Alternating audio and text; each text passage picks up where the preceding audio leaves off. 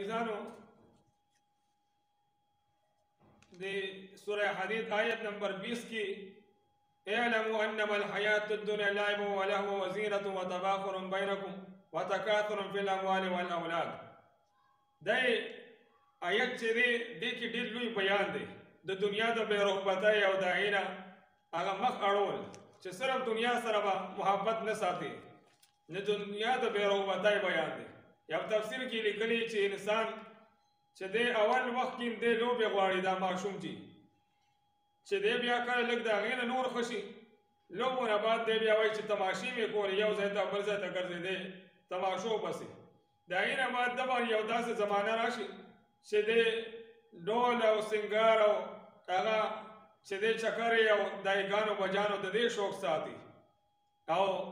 بیا مخکې ورپسې چې لړ شي کله چې دی مرګ ته ورنږدې شي نو بیا د هغې نه بعد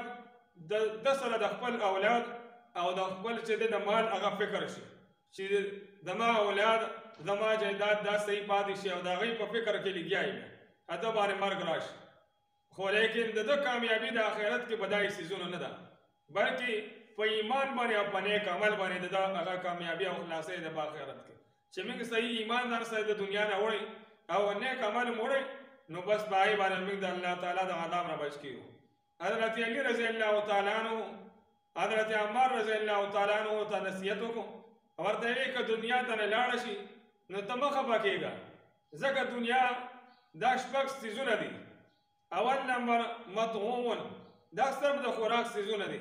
خلک وایي ښایسته خوراکونه دي لذتونه والي چې دا مې کولی،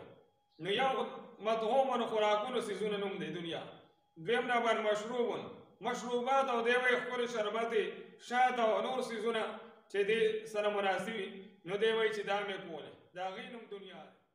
دریم نمبر ملبوسون، چې دی وایي ښکلې لباس وي، خپل ښایسته کپړې مې اچولی، ښایسته ټوپۍ څادر پیزار د دې په تلاش کې انسان، نو دا د دنیا چې دا د ملبوسون دریم نمبر د هغې نوم دی.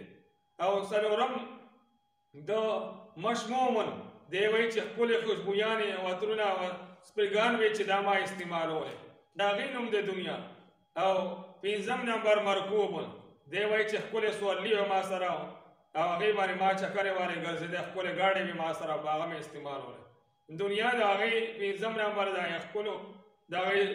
مرکوباتو او د ښکلو څیزونو نوم دی، د هغې سورلو نوم دی چې ښکلې سورلي دي ما سره. شپږم نمبر دا انسان چې دی دا هم غواړي او د هغې نوم هم دنیا دی چې منکوحن، ښکلې بیبیانې وې حسینې او جمیلې چې هغه ما سره ناست دی او هغې سره ما خپل ژوند تېرولی. نو علي صاحب ورته وفرمایي چې دا د شپږو څیزونو نوم دی دا دنیا. لهذا ښکلی خوراک چې دی نو هغه دغه د جنت نعمتونه دي